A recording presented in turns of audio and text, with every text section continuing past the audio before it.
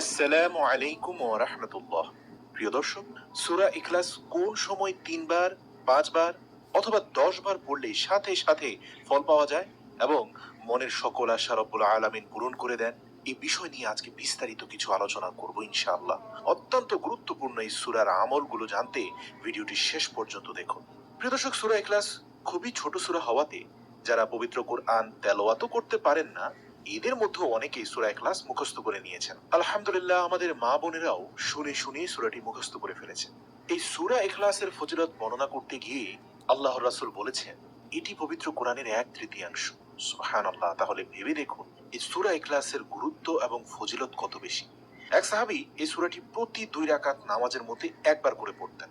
তো সাহাবারা এটা জানতে পেরে রাসূল সাল্লাল্লাহু আলাইহি সাল্লামের কাছে অভিযোগ দায়ের করলেন এবং আল্লাহর রাসূল ওই সাহাবীকে জিজ্ঞেস করলেন, তুমি কি সত্যি প্রতি রাকাতে এই সূরা পড়তে থাকো? উত্তরে সে সাহাবী বললেন, জি হ্যাঁ ইয়া রাসূলুল্লাহ, আমি প্রত্যেক 2 রাকাত নামাজের মধ্যে একবার সূরা ইখলাস পাঠ করি। তখন আল্লাহর রাসূল সাল্লাল্লাহু আলাইহি সাল্লাম জিজ্ঞেস করলেন, সেটা কেন? তখন সাহাবী উত্তর দিয়ে বললেন, ইয়া রাসূলুল্লাহ, আমার পড়তে অনেক ভালো লাগে, কারণ এই সূরায় আমার রব্বুল আলামিনের পরিচয় রয়েছে। আমি যত পড়ি তত শান্তি পাই। আল্লাহর রাসূল সাথে সাথে বললেন, এই ব্যক্তি মৃত্যুর পর সরাসরি জান্নাতে যাবে। সুবহানাল্লাহ। হাদিস দ্বারা এই কথাটি প্রমাণিত হয়েছে যে সূরা ইখলাস কত বেশি পরিমাণে ফজিলতপূর্ণ সূরা এবং এর গুরুত্ব কত বেশি। আর এই সূরাটি তখন নাজিল হয়েছে যখন কাফের ইয়াহুদি খ্রিস্টানরা মুসলমানদেরকে প্রশ্ন করলো, তোমাদের রবের পরিচয় কি? তোমাদের আল্লাহর পরিচয়টা কি? সে কিসের তৈরি? সোনা, রূপা নাকি মাটির তৈরি? এভাবে রব্বুল আলামিনের পরিচয় নিয়ে কাফের মুশরিকরা কটাক্ষ করতে থাকলো। তখন তাদের এই সকল উদ্ভট প্রশ্নের জবাবে রব্বুল আলামিন সূরা ইখলাস নাজিল করলেন।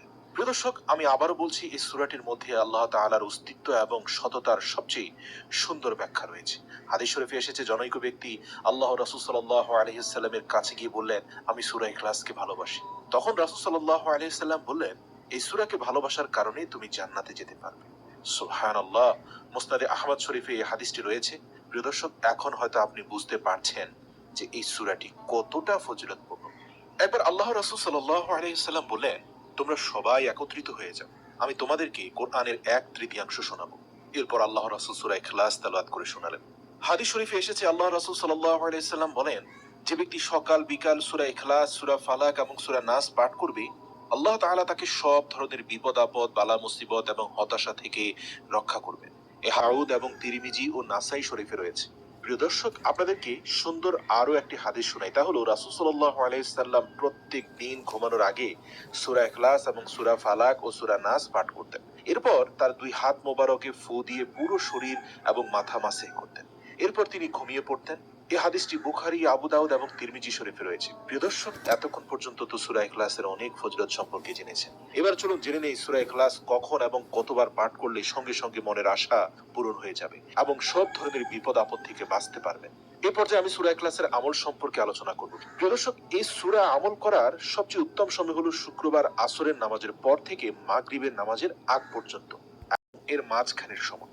উক্ত সময়ে আপনি সূরা ইখলাস 3 বার, 5 বার অথবা 10 বার পাঠ করবেন। পাঠ করার সময় আপনার সে চাওয়া পাওয়াগুলো আপনার স্মরণে রাখবেন। মানে এই সূরাটির আমল আপনি কেন করছেন, কোন আশা নিয়ে, কোন উদ্দেশ্য নিয়ে, সে বিষয়টি আপনি মাথায় রাখবেন এবং দিল থেকে সূরাটি তেলাওয়াত করবেন আর মনে মনে রব্বুল আলামিনের কাছে সাহায্য প্রার্থনা করবেন। মুখে বলার প্রয়োজন নেই, আল্লাহ আপনার অন্তরের খবর জানেন। মুখে শুধু সূরা ইখলাস তেলাওয়াত করুন। হোক সেটা কোনো শত্রুর হাত থেকে রক্ষা পেতে অথবা আপনি বিপদ থেকে রক্ষা পেতে 3 বার, 5 বার, 10 বার আপনি সূরাটি পড়বেন। শুক্রবার আসরের নামাজের পর থেকে মাগরিবের নামাজের আগ পর্যন্ত এই সময়সীমাতে আমলটি করবেন, তাহলে ইনশাআল্লাহ আপনি অবশ্যই ফলাফল পাবেন। আপনি সে শত্রুর শত্রুতামি থেকে রক্ষা পাবেন। আর যদি আপনি কোনো বালা মুসিবত কিংবা কোনো দুঃখ কষ্ট দূর করার জন্য এই আমলটি করতে চান, তাহলে সে বালা মুসিবত কিংবা দুঃখ কষ্টকে স্মরণ করে তারপর আমলটি করুন। এর মধ্যে একটা কথা হচ্ছে যে যদি শুক্রবারে আমলটি করতে মনে না থাকে তাহলে কখন করবেন?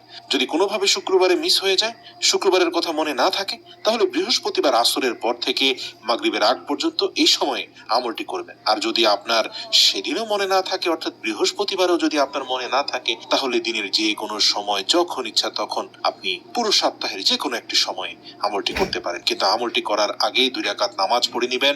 এই নিয়মগুলো মেনে যদি আপনি আমলটি করতে পারেন, ইনশাআল্লাহ ইনশাআল্লাহ আপনার মনের সকল আশা আল্লাহ রাব্বুল আলামিন পূরণ করে দিবেন। আমলটি করার সময় খুব ভালোভাবে মনোযোগ দিয়ে আমলটি করবেন। আশা করছি আপনি অবশ্যই এর ভালো ফলাফল পাবেন এবং আপনার সেই ইচ্ছা আকাঙ্ক্ষা অবশ্যই আল্লাহ তাআলা পূরণ করে দিবেন।